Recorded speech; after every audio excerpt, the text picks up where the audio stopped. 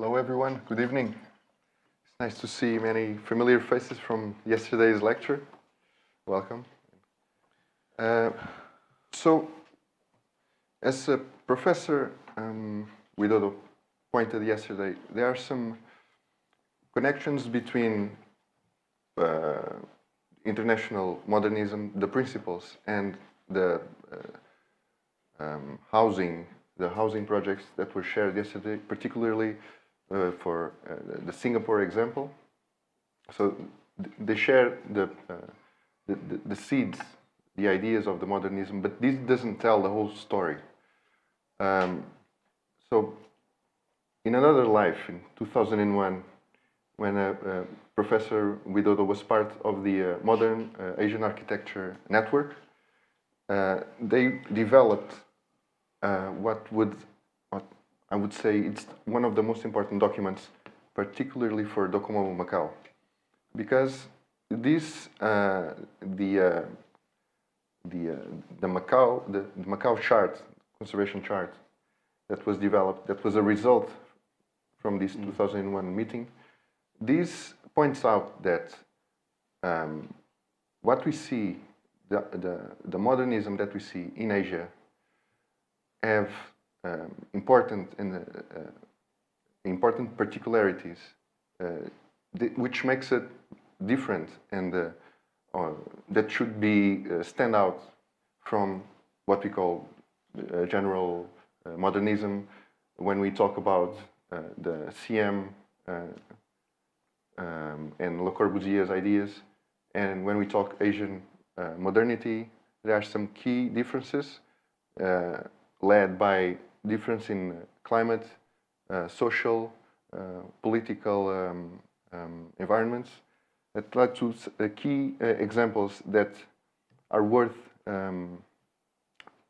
be pointed out and named.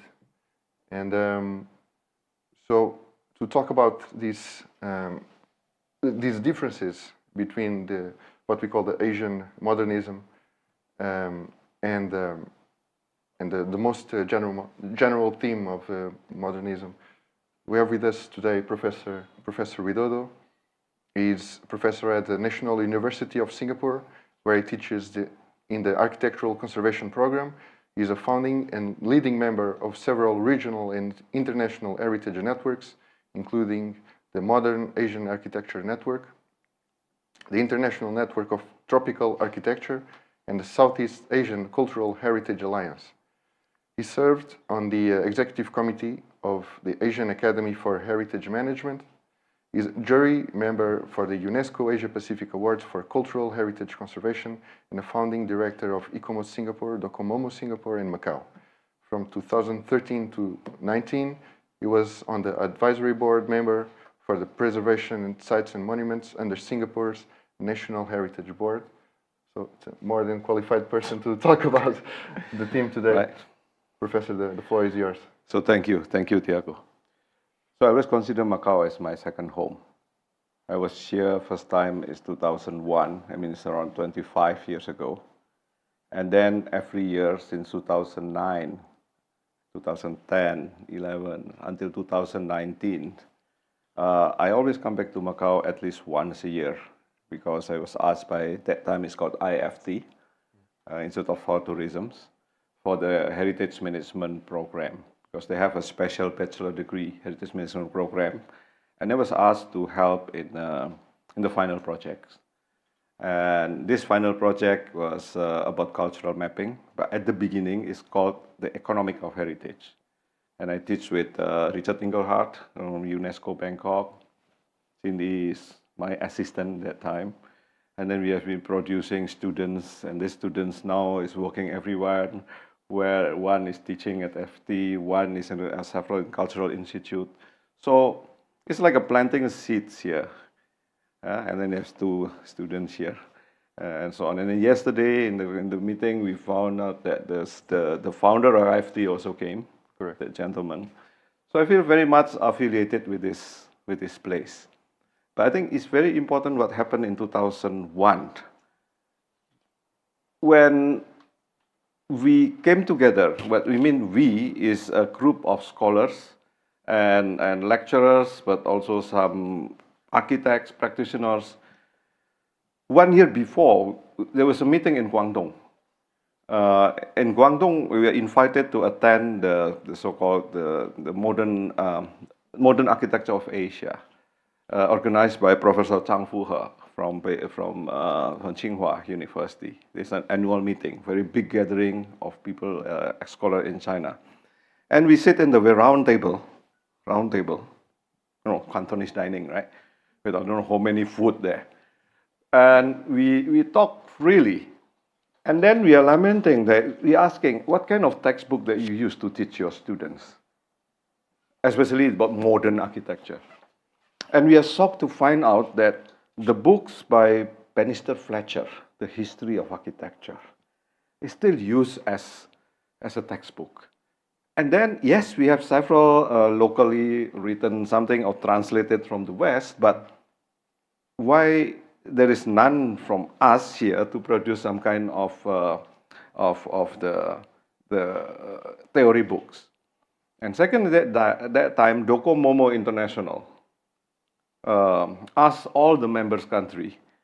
We are not a member yet, Macau not yet, Singapore not yet, but mostly is from European country, to do a survey, global survey, and they have a format, a form, a criteria, what is modern architecture that according to them is iconic and is important to be preserved. And we are trying to fill in that forms, we can't. Because it's just follow that is zero from Asia. And what it means by Asia is from Istanbul to Beijing, from Ulaanbaatar to even Australia. None. Maybe one or two, but none. I mean, they say, this is ridiculous. So that's why we say in that round table, let's do something next year in Macau. And that time, Macau was very busy of preparing the submission to UNESCO World Heritage. So there's a mission from ICOMOS, came to Macau for technical checking. Heidi Ho was was in the Cultural Institute. We have Stephen Chan, who is very active there, and we see Stephen Chan that time is a rising stars that probably has become somebody in the future. And Stephen was meeting us, we met, joining the dining table in Guangzhou. In fact, Stephen Chan is the one who invited me and some friends to do something here because he said, we will pay everything because we need you, we need your support to convince you, ICOMOS International, to endorse Macau submission to UNESCO. So that is the backstory. And then they gave us an accommodation, the best hotel at that time, Royal Hotel. So thank you, you put me there.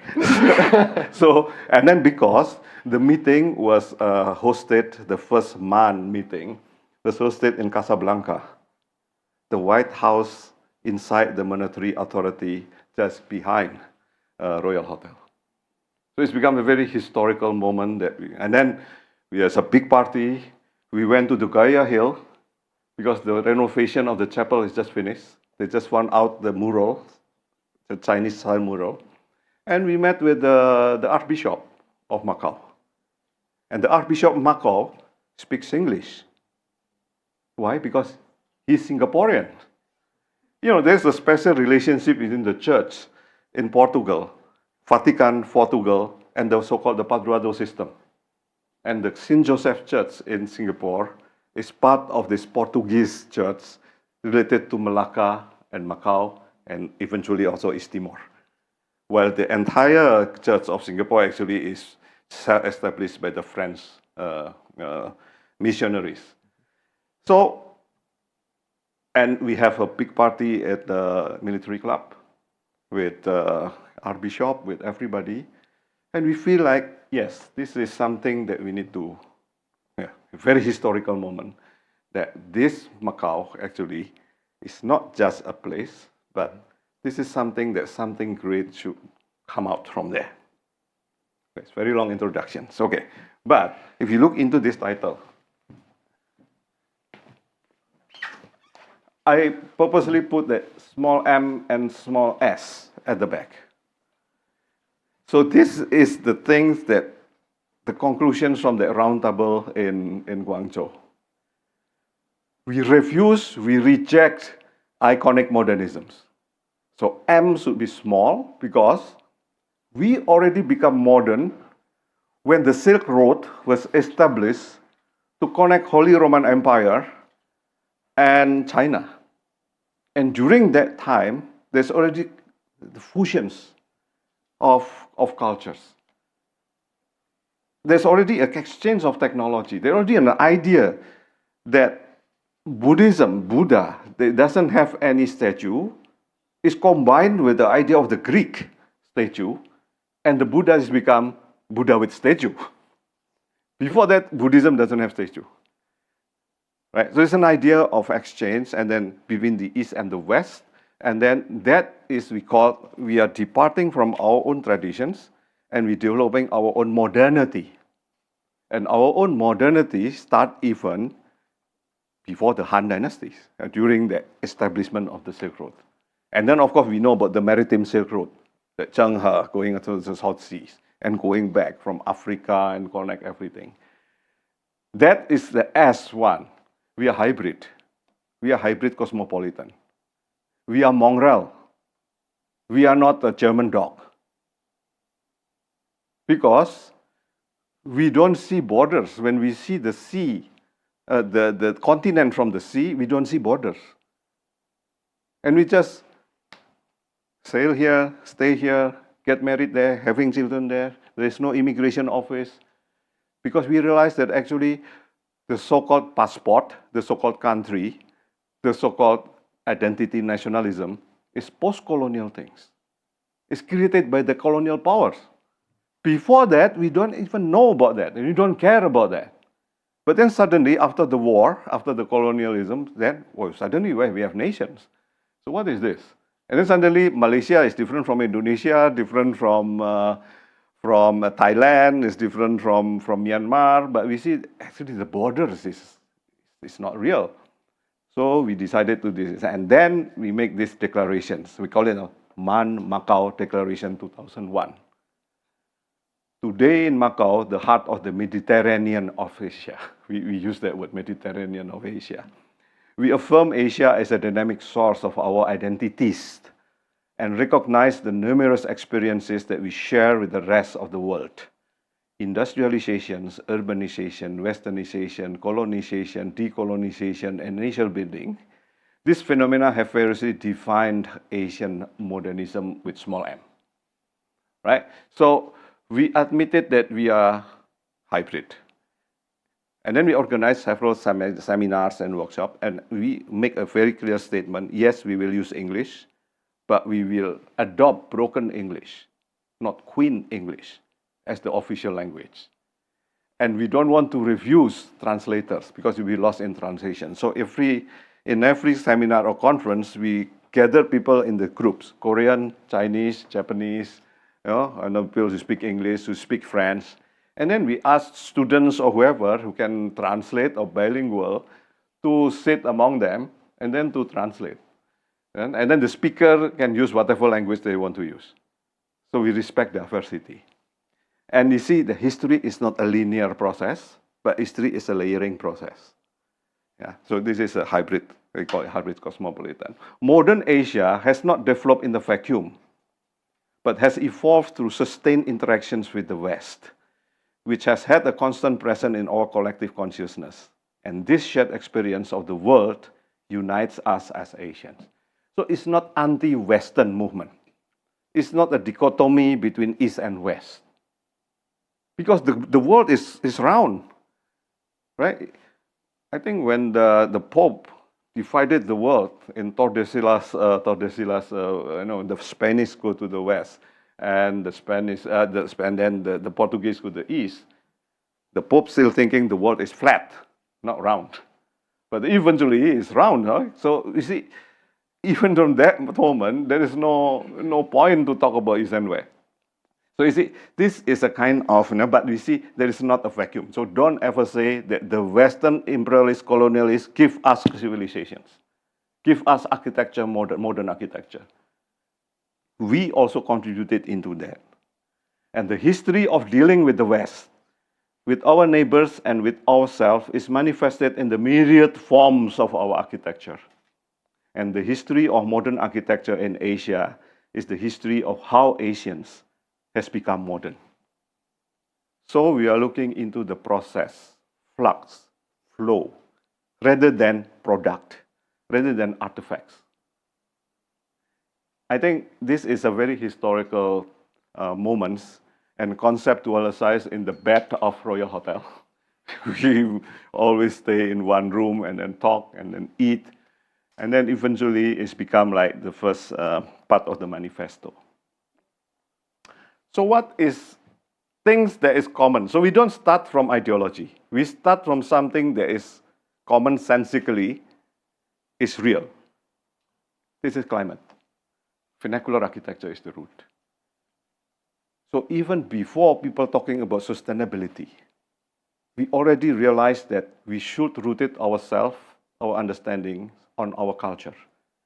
And the culture is defined by climate.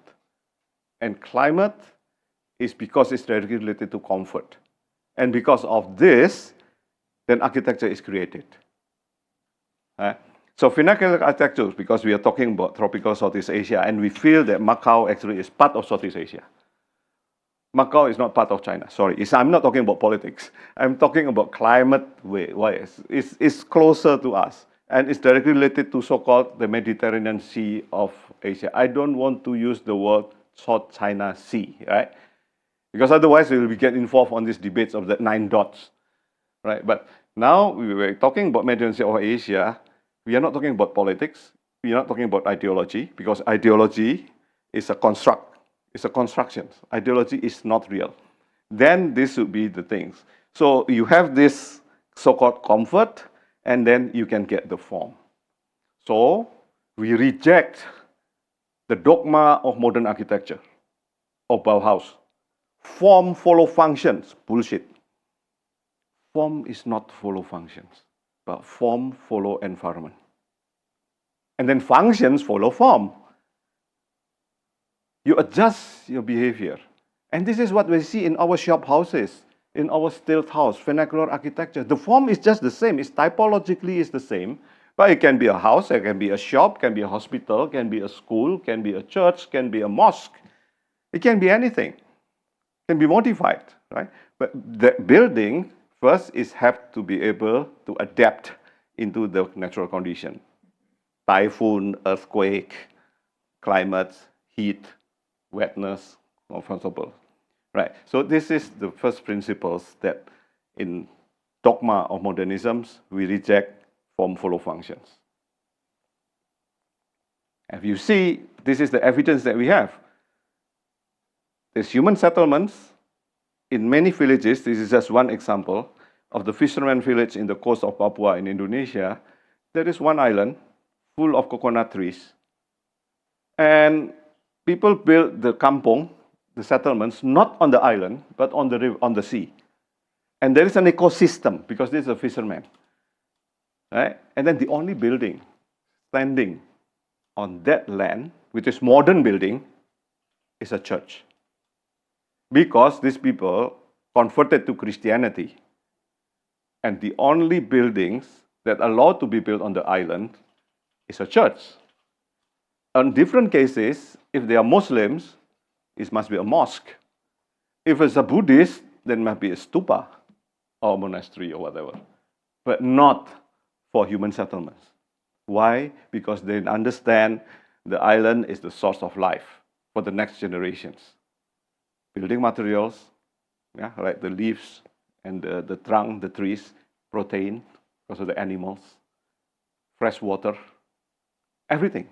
But if you remove the trees, you build everything on the land, you enjoy everything now, but you don't have everything for the next generations. So we start thinking about conservation. So conservation should start from the conserving the green and the blue. Conservation should start from conserving the Mother Earth, not by buildings. And building footprint should be minimal. And the building footprint should not be the things that determine the so-called the settlements, the built environment. So we reject the so-called the urban planning principles. that is coming from the West is basically based on the economic development and consumerism.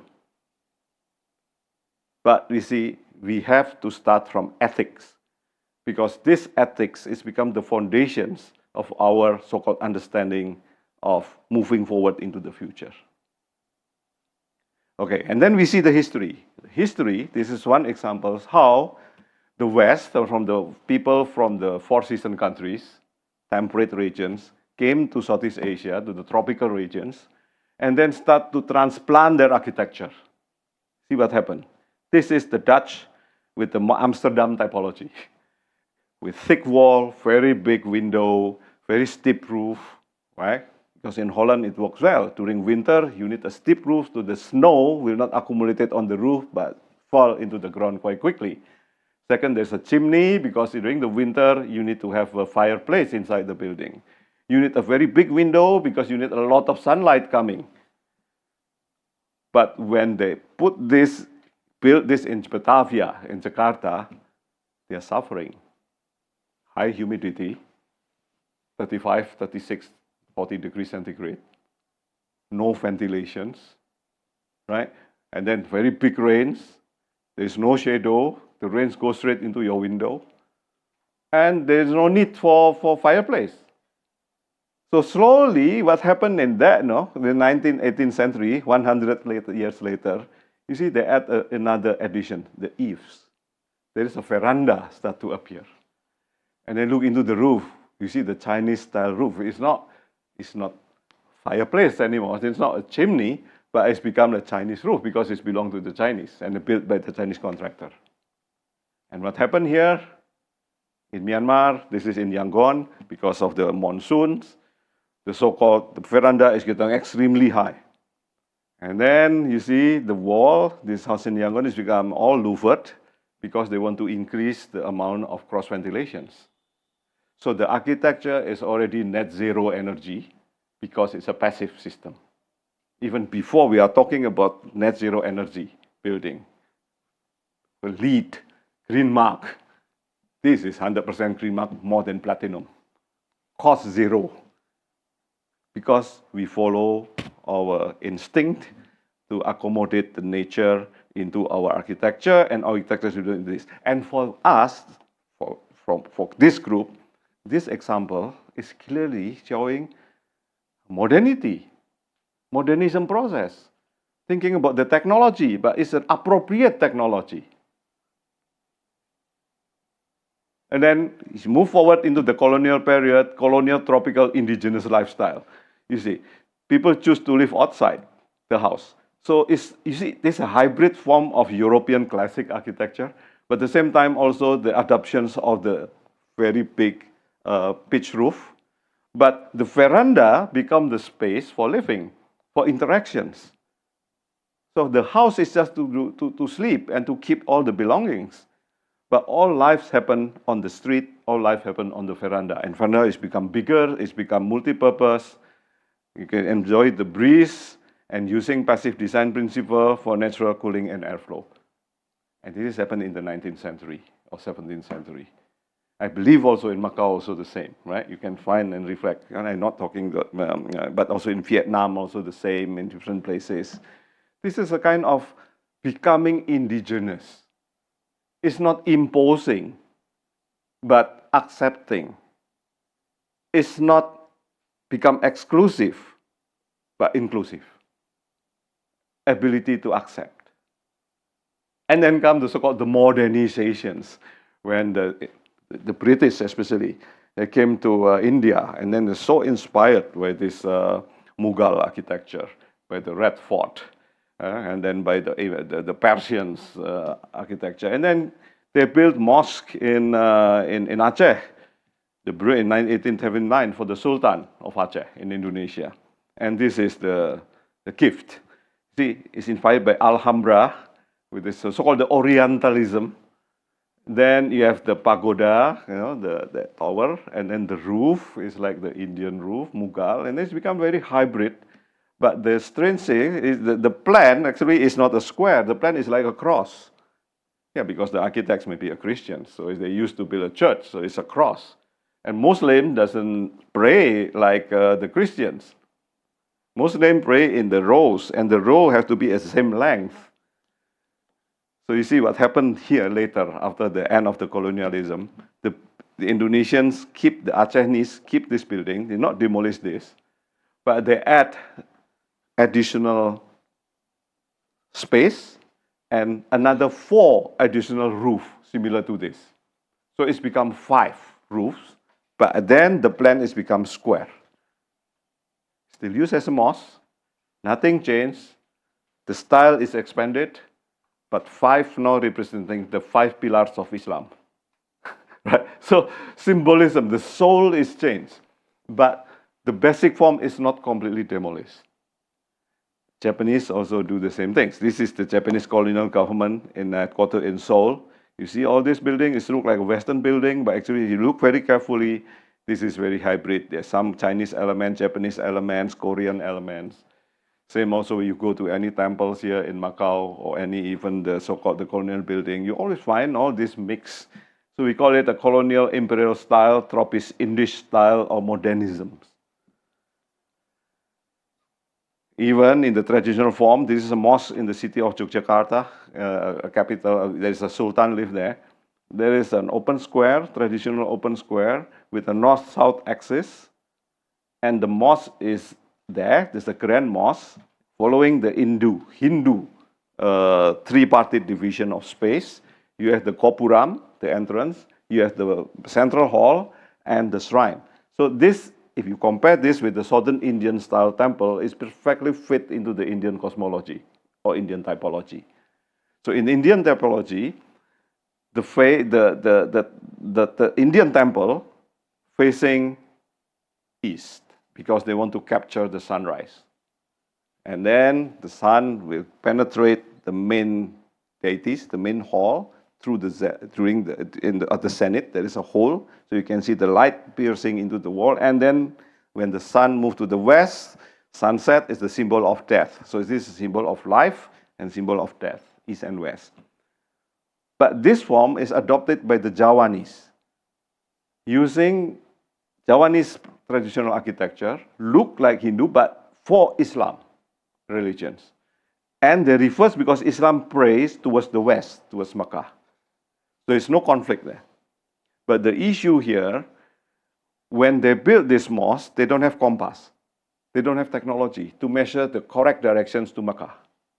So you just follow north and south to connect the peak of the mountain and a small hill here as the axis. It's not precisely north-south, and it's perpendicular to the center. And then in the 1930s, there is one young scholar who returned from Cairo, from Al-Azhar University, and he has the technology to measure with measure the star and so on. And so, oh, he's wrong. Okay, he's wrong. So how? This is not Islamic because for hundreds of years they pray towards Madagascar, not towards Makkah. But say it doesn't matter because you see, you pray towards Makkah with your mind, not through that. But what he did is very simple. Solution: just draw straight line. There, even in the extensions outside, and then you just shifted the directions, the mihrab, right? And the imam, the leader, were praying slightly to the right, and that's it. Problem solved. So this is a kind of, I think, mentality and mindset of inclusivity, not exclusivity. You don't force yourself. You just adapt and adopt something else, and then everybody happy. It's a win-win solution. You keep the traditions, but the soul is completely Islamic, and the mistakes can be corrected without necessarily creating conflicts. Then come another period of so-called the socialism, socialist agenda. There's a lot of revolutions and happenings in Europe in early 1930s, 1920s. The socialist government took power, and then they start about the new educations, hygiene, the right of the people, right? And it's also coming to the colonies. So what happened, this is an example in Singapore. the hygiene, safety, and social equity is become the main agenda. So the colonial government doing a lot of reforms in terms of the colonial mindset. They're not exploitative anymore, but they give educations. There's some liberations. There's some level of democracies. But in terms of architecture, SIT apartment in Singapore yesterday, I talked about this, has been proposed and changed the urban infrastructure, that mostly old shop houses, that environmentally is not safe. Then there is a change in terms of fire safety. Every house must now have a direct staircase from second floor to the street. So in case the fire happen, they can escape very quickly. The wall between the building has to be higher or divided into several blocks. So when it catch fire, only one block was got fire, but the fire will not jump into the other part of the buildings or neighboring buildings. The toilet and mixed with the well at the central courtyard have to be moved to the back, especially the kitchen. Why? Because the kitchen is very dangerous, so that's why you have to create back lane and side lane. So there is a modernization process, urban regeneration process that's happening in the old urban fabric. Same like in the example of the mosque in Yogyakarta, there is more like spiritual modernization, but this is more like a technical, environmental, safety and hygiene modernizations. It can be adapted into even the so-called the traditional form. And this urban regenerations, kampong improvement, based on hygiene, is appearing anywhere, everywhere. You see this very organic form of the city was being strengthened. There will be some demolitions, land consolidations, and developing about the affordable housings.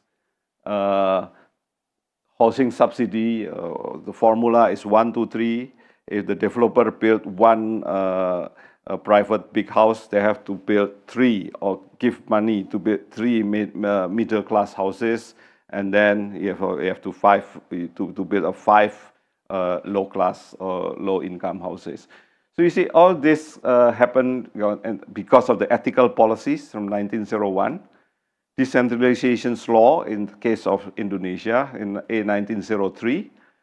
And the pushing forward of the social agenda to make the living in the city better for every citizens, cross-subsidy, and the use of the so-called the tropical architecture form and urbanisms. It's all happening in that year. And it's very similar, it's happening also in Germany with the Bauhaus movement, with and the Hannes Meyer. I'm not talking about Walter Gropius. Walter Gropius is still not very much pay attention to the housing, but Hannes Meyer in Berlin already is talking about this mass housing, and then the Siedlung was built everywhere, in Frankfurt. But they have a 2 different way of doing things. In Europe, it's more about the aesthetics, it's more about the affordability, it's about social housing. But here, it's really more to tackle poverty, to tackle equity. But using the different language is not using the so-called new Sachlichkeit, no new aesthetics, but coming from the root, the tropical architecture. Then even the so-called the urban planners and the city government hire professional architects to develop a building typology of different class of the civil service, or civil servants. This is for the top level civil servants, and they hire top architects to produce a blueprint. And this blueprint will be given to the different cities. And based on this, so the local public work departments can develop a specific housing based on this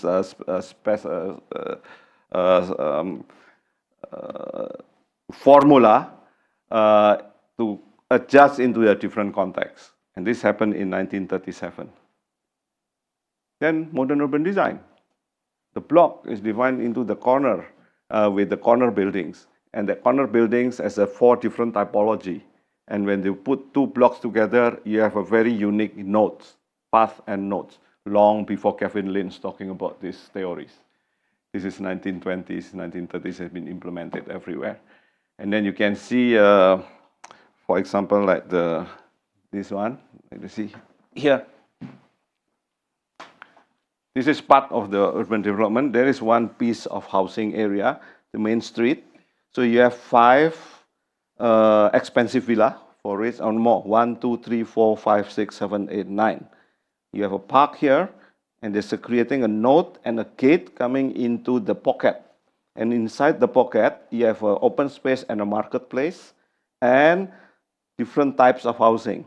4, 6, single, couple, quadruple, different apartment here.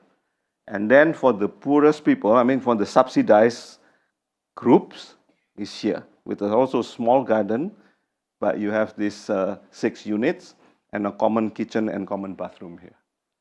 So it's a social implementation of social justice and social agenda, but it's directly translated into the architecture of the city, and not just talking about urban planning, but it's already talking about urban design. Long before the so-called the discipline of urban design was appeared in the US in the 20th century. So this is the comparison. What happened in Dessau, Thornton Housing Estate 26, 28. This is Siedlung in Berlin. That was in Singapore. Tiong Bahru Housing Estate in Singapore, 1930s, 1950s. Very similar, but the different philosophy and different architectural interpretations.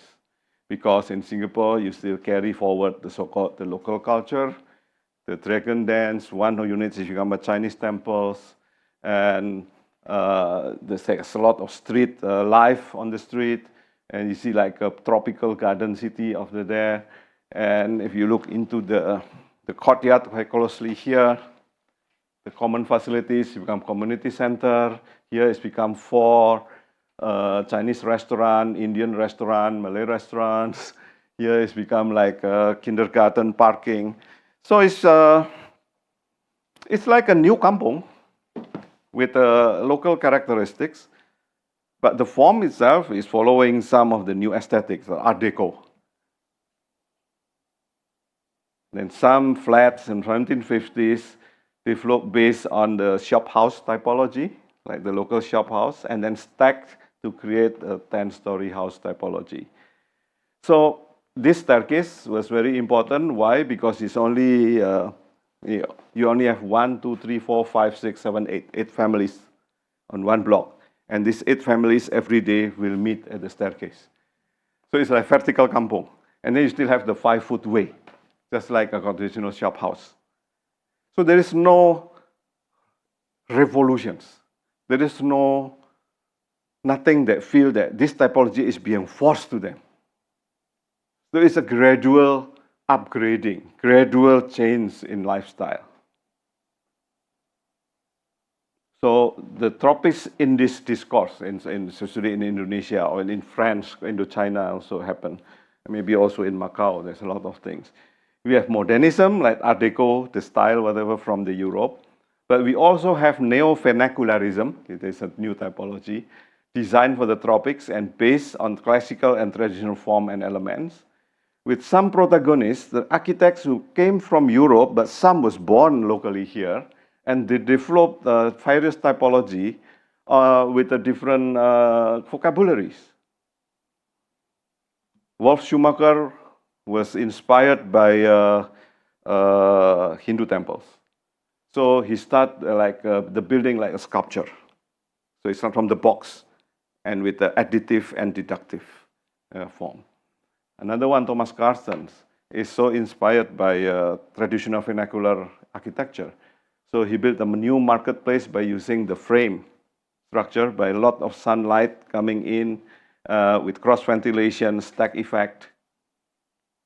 And even Henry Maclean Pont, there's another architect who is very famous. He is also studied archaeology.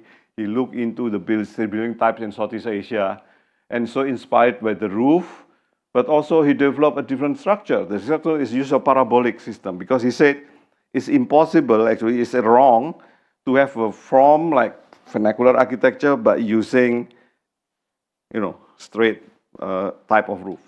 So he improved this by making a calculations, but he adopted both the modern mathematical structural calculations and translated into the so-called the wide span, high ceilings kind of architecture. But the form itself still looks like a vernacular architecture by adopting the local craftsmen. This is a Catholic church in Posarang in Kediri in East Java, 1936. That is the Institute of Technology, 1932, following the same things. And he was very much go into these directions until, say, using all these principles, until somebody, when he returned to Holland and became the head of architecture in Delft and retired, and he put these calculations as a pattern and set up a study center or research center. There's one young architect studies students called Frei Otto, and he learned from Mark Pont, and then he used this to develop the tensile structure that eventually Frei Otto also has become the Pritzker prize winner. So this is a lesson that we say that actually modernism is not coming from west to the east, but the idea from the east also influencing the west. There is no east or west. It's both ways. And this is a kind of things that we think should be taught to our students. This should be put in the textbook. Not anymore about this the tree of architecture of Bannister Fletcher. Not something that is coming from Bauhaus or whatever. Because if you look into the book of modern architecture, it always starts from Egypt, Roman, Greek, and then follow the early moderns and so on, right? Even the Americans, Northern American and Europe, but none come from here. So this is Berlage in 1923 commenting about this, right? Mark Pont and friends in Indonesia. He said the offer there, of course, modern architecture also constructively started with purification on practicality at the same ground as us in the modern land. Modern land means Europe. The traditional classical form has been replaced by the realization of a more rational idea.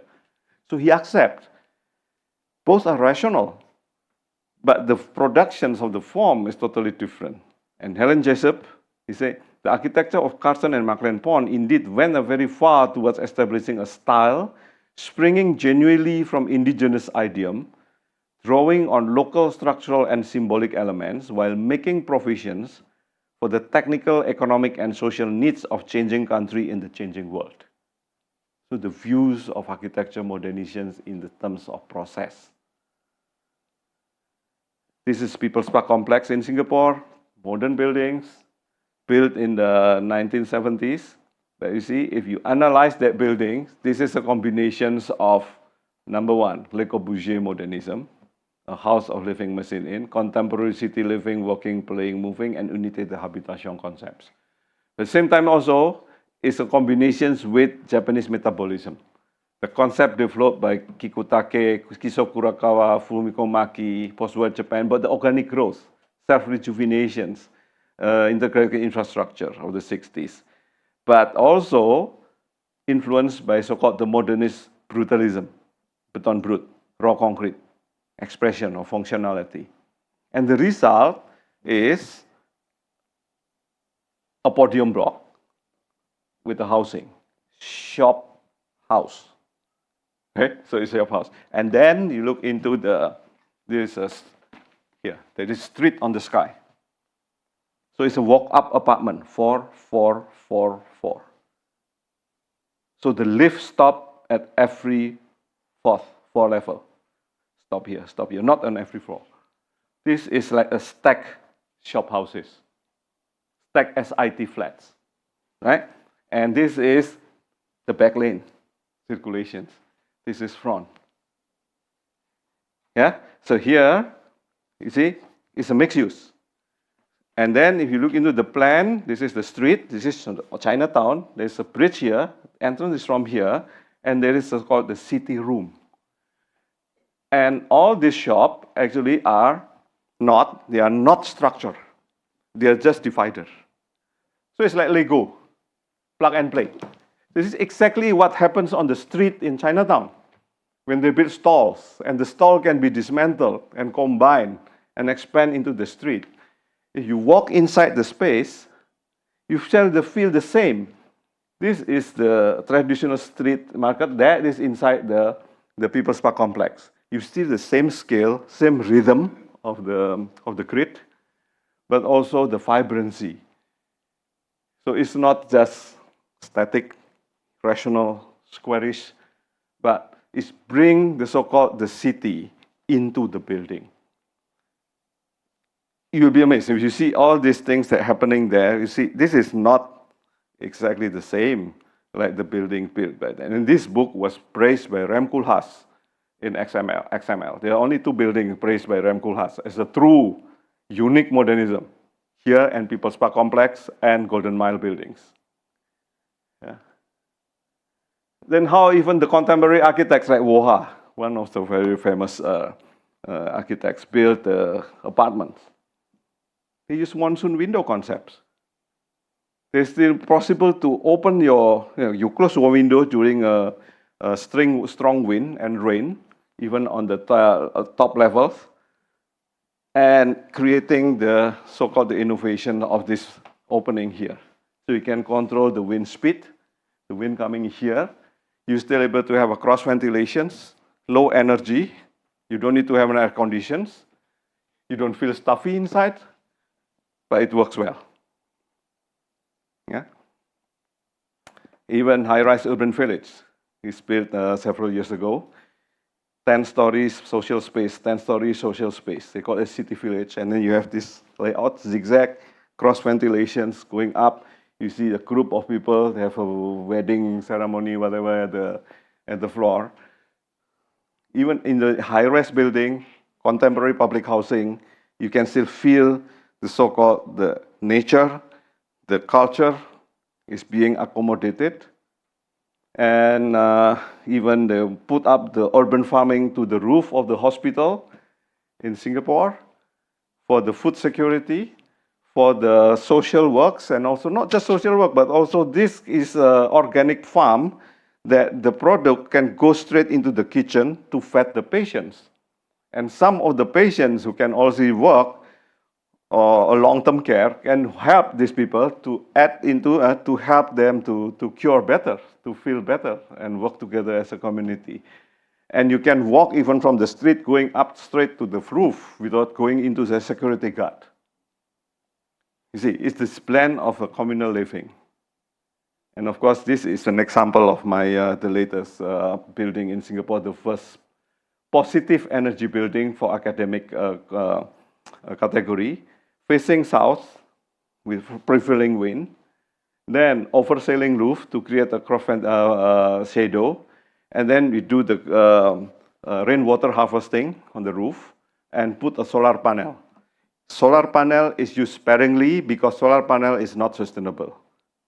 Solar panel is only able to produce electricity for maximum 20 years. After that, it's impossible to recycle. And if you push everything into solar panel, you become a big problem like plastics right now. So therefore, we only use 25% of solar panel area needed for a normal buildings. If a normal building like this, full aircon, use lift, use artificial lighting, you will need 4 times bigger solar panel if you really become net zero. But if you adopt passive system like vernacular architecture, just like stilt house, cross ventilations, and these principles, we can reduce the amount of solar panel only to 25%.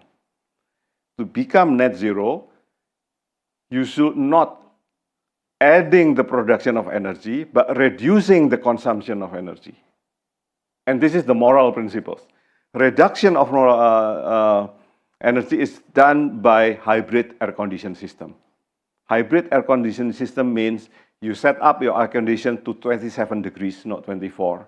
Reduce humidity outside 90% to 60%, and you put fans to create air movement inside the building. And create a system that is only one way. You don't recycle the aircon. So the electricity only use 0.5%. And that able to reduce 30% use of energy, with the feel of your body like 24 degrees. Second, hide all the lifts. Yeah, in the past, you see walk-up apartment, 4-story is okay. This is 6-story. There are 2 lifts, all hidden. You don't see the lifts, but you see sexy staircases. Why? Because we ask the students, we try to push the student to use staircase, but those who need lift, yes, you can use it. And this reduces another 30% energy usage. And then we use glass for the wall, because glass fire rating is higher than concrete. With the glass, we have 100% natural lighting, very good acoustical quality, very good fire rating, and also very good temperature rating. So by doing that, we are able to reduce 90% of energy usage. And we produce 25% energy. It means it's energy positive by 15%. So we never pay any electrical bill since 6 years ago for this building. And people who live here are much more healthier because climbing up and down the staircase, fresh air, not recycled air. So this building received the WELL building certifications, the first one in the world in the category of gold, the others also one for the category of educational. And this was tested after the building is used, not before the building is used. LEED and green mark are cheating because you just fill in the spreadsheet before you build the building and get the incentives. But here, no, if we adopt WELL building standard, you have to be occupied at least 1 year or 2 years, and then you test it that is really able to add into that platinum things 3 different factors. One is the change of mindset of the user. Second is comfort. And third is fitness. Right? So this is a kind of development that is already happening. So coming back into the first theme, this is the conclusion. This is the book by Bannister Fletcher, History of Architecture on the Comparative Methods by, this is considered as Bible. There's the beginning. There's a tree of architecture, and on the bottom, then the top, part 1 is the historical styles. Egyptian, West, Greek, Roman, early Christian, Byzantine, Italian, French, German, Gothic in Europe, Renaissance, whatever in details. But then part 2, the non-historical styles, which is Indian, Chinese, Japanese, Ancient American, Saracenic, and so on. So it's not on that tree. Okay, so we tried to change this in 2001 from Macau, especially this one, to explain that this is not just like that. We are also historical, using this feast, roundtable movement, connecting with everyone. Then we start to do workshop, conferences, inventory, publishing maps. Macau 2000, number 1 is the declarations. And then we have Singapore 2002, Surabaya 2003, Shanghai 2004, Istanbul 2005, with new declarations on the Istanbul declarations, Tokyo 2006, New Delhi 2009, Singapore 2010, yeah, there's a youth, and Bhopal 2011 to address the issue of union carbide, also youth, and Seoul 2011 with industrial heritage declarations. So this has become like the product, and then we also start producing the translations books and also manuals, especially that one, the Jewel Selected Writings on Modern Architecture from Asia, translated to English. Declarations about modernism and modernity, 2001, Macau, 2005, Istanbul, 2011 in Seoul.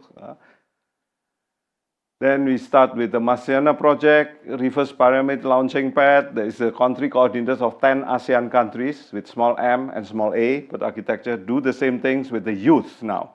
The focus is architects under 40 years old or scholars under 40 years old from 10 ASEAN countries.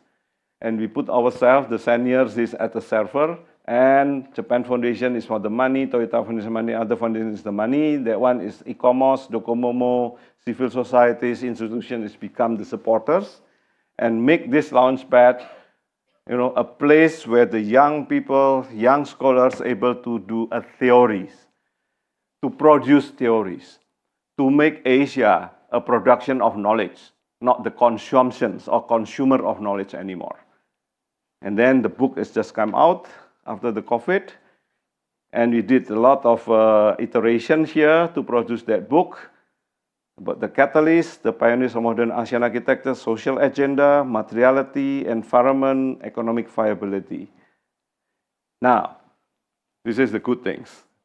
Docomomo is listening to us after we have productions. We walk the talk. We say that we can do this.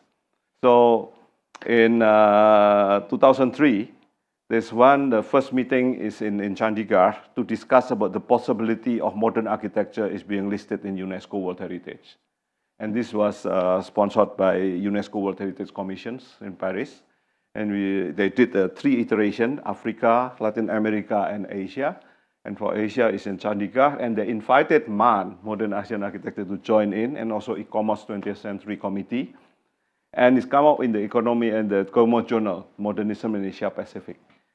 Then 2017, Modernism in Southeast Asia. And then there's February 2020, Tropical Architecture in the Modern Diaspora, looking into the global south connections in the tropics. Then the German is even interested, because we also not happy it's only about Docomomo International. We have to go to Germany, to Bauhaus, the birthplace of Bauhaus. And this group of people from Berlin, created a group with the money from the Senate of Berlin. And then they come to Southeast Asia and we connect them to the youth from the Masiana project. And they produce this kind of iterations and also conferences and publications, Contested Modernities, with exhibition in Berlin, and a project of Encounter with Southeast Modernism. You can go to the website and see what's going on, and also the production of the journal. Arc Plus is one of the very important journal in architecture journal in Europe, and they're talking about the architecture of Southeast Asia. Then the local young scholars, William Chang Jiatui, you mentioned about him. He published Non-West Modernist Past on Architecture and Modernities, Genealogy of Tropical Architecture, Colonial Network, Nature, and Techno-Science paperback. And then Southeast Asian Modern Architecture. This start a lot of productions now going on in English. Building Cambodia, New Khmer Architecture, The Living Machine from Malaysia. There's the name of the architects in Indonesia, the Silaban. So we are trying to push this into the, after 2001 to 2025, it's almost 25 years. It's a time actually to revisit this. But this is a quote from MAN Istanbul Declaration 2005. Why we are doing this? Why exactly the purpose of this? It's not fighting the West. It's not fighting changing the ideology. But we are creating a decentralized and distributed repository of local knowledge. Sharing this instantly and globally has become vital to our future and directions. We have mentioned about internet, about the possibility of using the social media and so on. We are advocating changes in policy and revisions in process order to make modern architecture a concern, because we understand modern architecture appears because of the social agenda. An issue and debate for every individual, every community, in every government, not exclusively for the academics. We are nurturing new generations of architects, planners, and administrators, and cultivating new and sustainable approach to heritage management. We are empowering our students today so they may become leaders tomorrow. So the focus is on the youth. And this is from the MAN Declaration that I think is very important right now. Now we are not inferior anymore. We stay in the same levels, and we are ready to have more dialogues and helps to work together to fight the most important problems that we face right now. Climate crisis, social injustice, and divided ideologies, and even the very messy economy. What are we going to do now? So I think this is the thing that we can carry forward to the future. Thank you.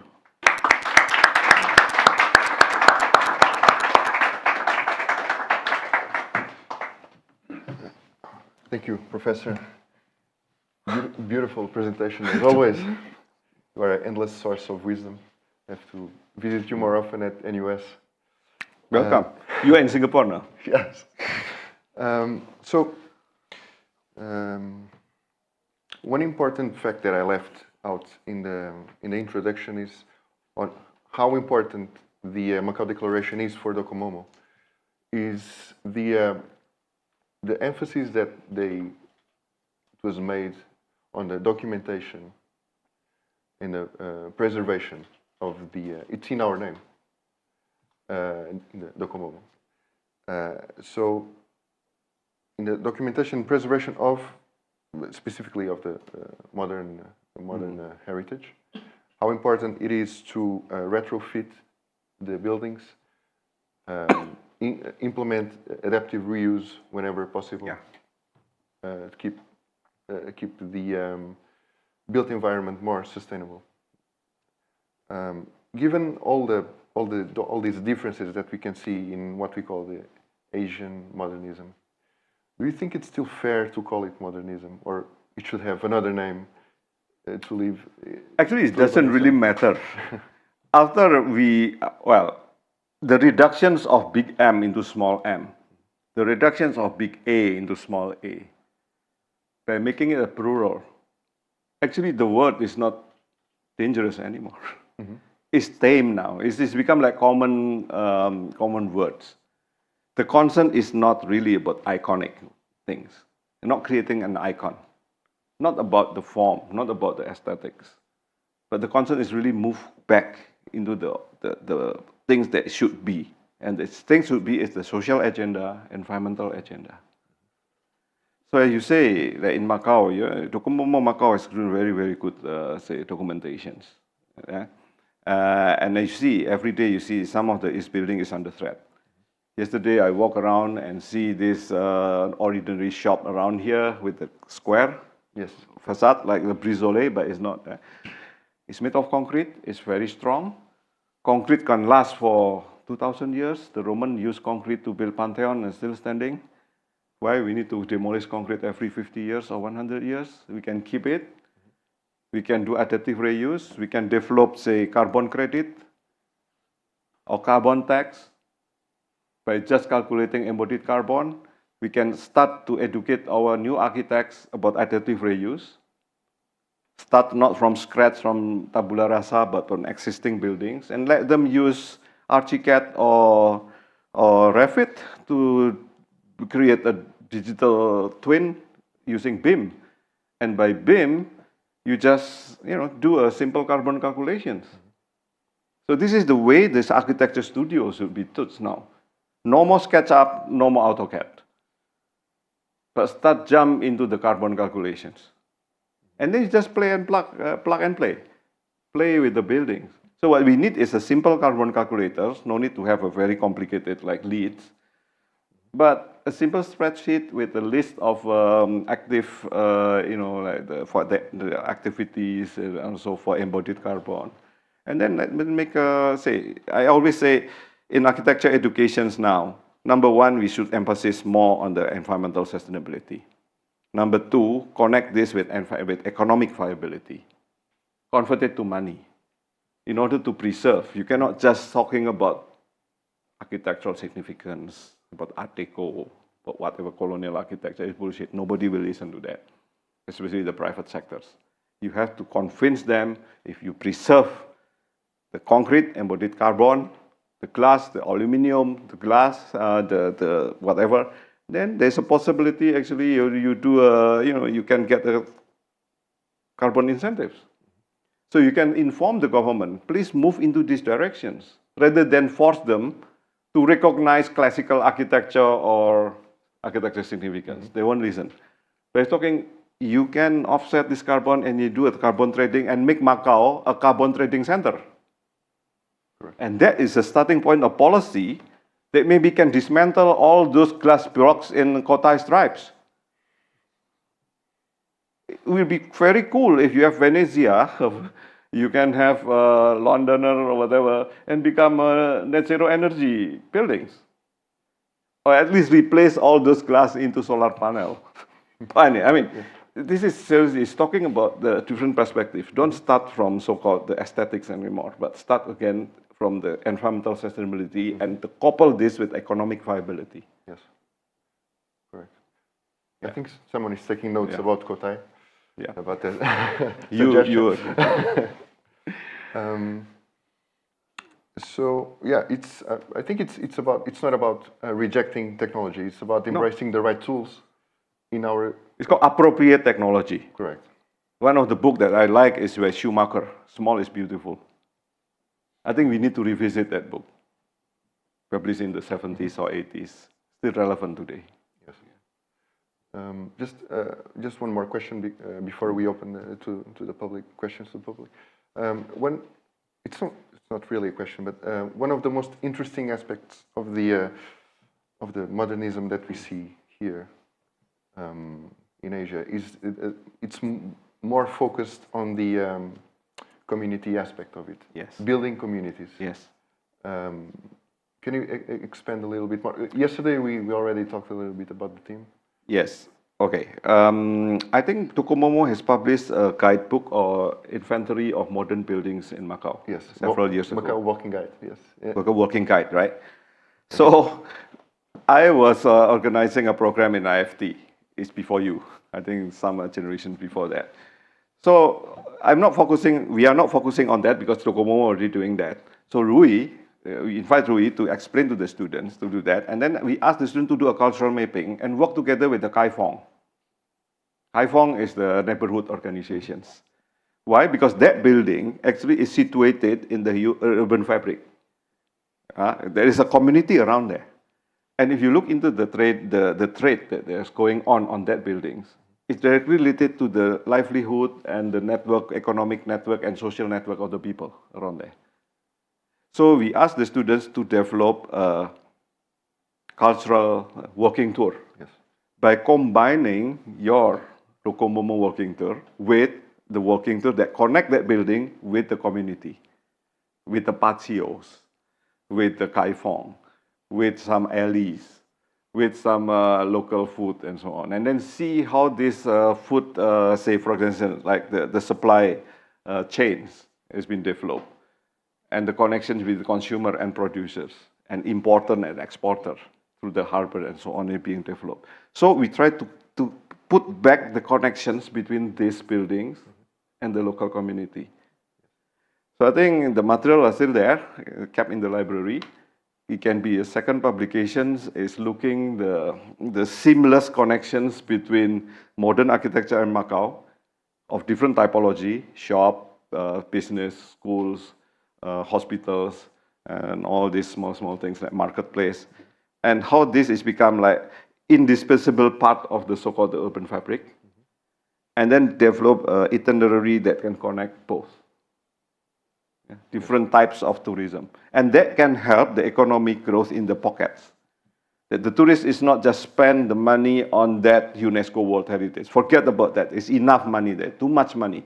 Bring them into the ordinary pockets, and let the local community enjoy the economic benefit.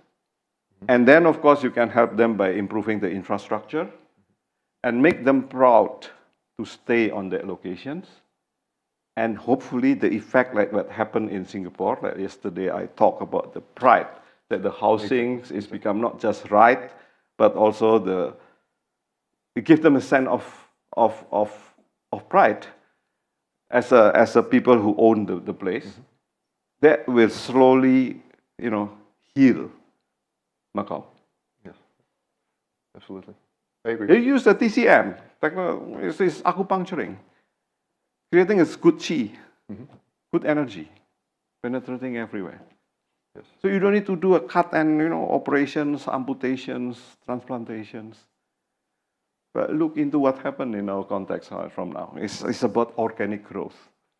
It's about the slow transformations, but it's a healing process that's happening from time to time. Correct. Yeah. You need a strategy for that. Yes. Any questions from the public?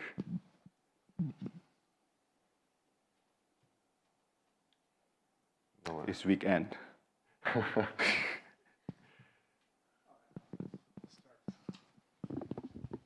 Thank you very much. I wish I had a notebook to take so many notes here from this talk. I'm also part of the Docomomo along with them. I just wish that thank you for being the voice of this and create awareness for Macau in this. Some tips on how could that be implemented in Macau. I'm not sure if you know at the context of Macau, the political context and all of this. The government is a bit autistic on this. He doesn't quite listen to these, to these approaches. The universities here, they will only have one university with an architecture course. So it's also a bit of a struggle for them to create this awareness. What other strategies could we, as an architects that actually are concerned about the little remaining modernist and non-modernist construction in Macau? Every day we still see a lot of shop houses on Outer Harbor, in the Inner Harbor actually, getting demolished. We do have like a protected area for some buildings, but all of those are excluded. So every day we keep seeing those houses being demolished. What could we do, to create that awareness on the political level, but also on the civil level, the contractors and to all of us that lives here? Yeah, this is a small town, but it's very complex. Even in this small town, you have a different groups of people. You don't talk to each other. Yeah, I'm not talking about the Cantonese and the Portuguese things, but we share the same space. I think for learning from the cultural mapping exercise with IFT in the last 11 years, right, including the COVID things, is to build trust with the local community is the key. It's a practical story. When we did mapping in the Inner Harbor area, you say in every end of the presentation has to be public and has to be done not in the IFT campus in Taipa or in Mongha, but should be in the community itself. So we challenge the student to do that. And then students start at the beginning, ask for permission from the government. Of course, the government, it takes time. It's maybe 1 month. But I say this is only 2 weeks. There's no time to wait for the. But if you do illegally, the police will come. Okay, but I don't want police to come and then catch you. What are you going to do? Because you are heritage manager. And as a heritage manager, what are you going to do? You cannot do a formal approach. So they approach the Kaifong, the local community leaders. And the Kaifong say, okay, I know you, you walk around, and then they trust the students of this mapping. Okay, you can present this on Saturday. Normally, police, there is no around on Saturday, and do it in front of me. There's a patio near the harbor, the square with the big trees. The house of the Kaifong is there, the chief leader. There's a lot of alley, that Beko and all this alley going there, and crossing from top to the down. I don't know what is the name of that. So we did a public exhibitions there. Not just exhibitions, but also speech for, I think, 2 or 3 hours. There's more than 100 people gathering there, including Rui, including everybody, including the CRED-DM television, and nothing happened. I mean, we are not rebelling. We are not trying to create that upheaval in the community, but by developing the trust, and then the students will get protections. And they understand the value of promoting, of branding, of this kind of exercise.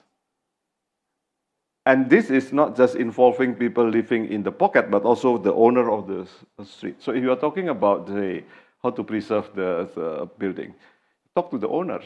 So maybe the key is really to engage directly the building owners, the traders, the people who use the building, the tenants.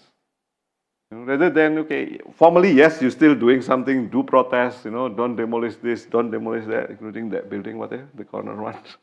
Ring Donner Lunar. Yeah, this is the issue. So both ways. And second, recruit more members of Docomomo from the civil service, from urban planners, from whatever government office as a member, and make Docomomo Macau not as a dangerous organization. Why? Because we are talking about something that is very positive and in line with the government policy on sustainability. Because sustainability is very big now in China, especially after the President Xi Jinping made a speech 3 years ago about the importance of developing, of creating progress rooted in your own traditions. And this is very much in the ideology of the third round of President Xi Jinping. And it's happening everywhere in China, especially. It's not really a bottom-up, but a strategic coalitions between the state and the people. And the people, the key is the community leaders. And the community leaders work very together with the associations, traders associations. So Docomo must have more members, right? Recruit more members, young members who speak Cantonese, right? Not just English. Make yourself more native. Grown up the roots, not hydroponics. If you keep yourself at hydroponics, you're considered as an enemy of the state. Although you don't do anything wrong, but the trust is difficult. And this is Asia. And this is even in Macau, this is China.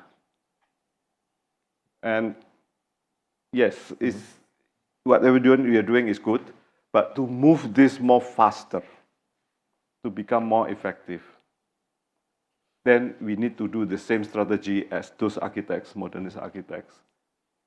Yeah, become indigenous. Thank you very much.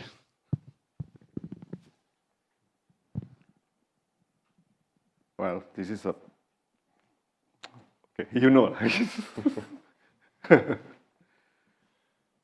But what I think, still on that topic, just one important aspect is what we were talking about, long-term policies and integration between stakeholders and all the entities that belong to the government. When they are well connected and they all have the same plan, the same vision, long-term, it works. Yeah, it's here especially in Cantonese, it's a dim sum diplomacy. Invite them for a dim sum meal, coming from the heart, and speak freely in the morning, not in the office. The office thing is just later, to formalize things. But the agreement, the trust is built by person-to-person, heart-to-heart relationships, eye-to-eye, but the trust, build a trust. Right, so I think this is something that maybe make the Docomomo more relaxed. Maybe next time we can do a morning sessions in one of the dim sum shop, and near the Red Market. Absolutely. Red Market. It's a good idea. On the left side. Yes. Go to third floor. There's a very big dim sum, right? I don't know what is the name of that place. It's still around, right? It's not closed. There's an institutions. You talk to the owner. Why can't we have a meeting there, discussions, and then serve us the dim sum, pay them for the food, or you can become from our pocket, do it in the morning, and then you just do something, and then use somebody who can speak Cantonese. Ask the IFT people, yeah, you can help, right? There will be a fun things, and then you can talk about something that's happening around there. That's happening around some threatened buildings around there, or even the Red Market. I like the idea. Yeah, just do it. Let's do it. Well, sometimes to have something in this foundation is also good, right? We talking this, you cannot do this in the marketplace or in dim sum. We need a secret space like yesterday, like Freemason underground. There's but use all avenues. Absolutely, yes. For example, like the last time we did this about movie, the team, Oscar, I think is still around here. we did a mapping of the old location for the shooting of movies in Macau since the Portuguese era until the present, including the Goldfinger, James Bond. And then they asked them to find out the site of the buildings. And then we do an exhibitions and the presentation in the taipa in front of the temple. I just realized actually next to that is a very old movie theater. Right, so this idea at that time actually, why don't we just push this into the, join this, use this story Correct. to connect not just with the movie industries and the owner of the theaters that is under threat, and second is to do a movie festivals, but it's shown in the former buildings of the movie or something that is not used anymore. In the context. In the context of that. Yes. And then, not just that, but also, okay, this is the restaurant that Choi Yung-fat used to sit. Or in Thailand, it's Jodie Foster used to be here. Or in Seattle, is the,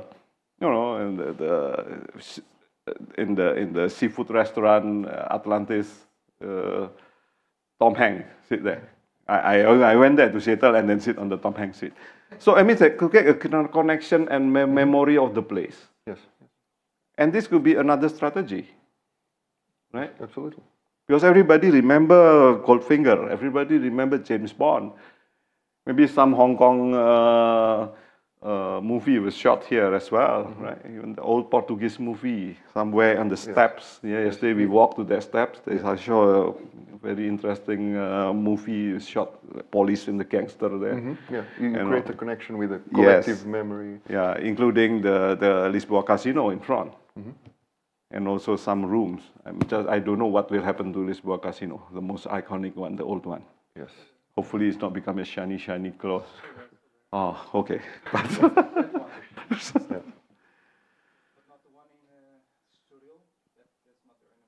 Yeah.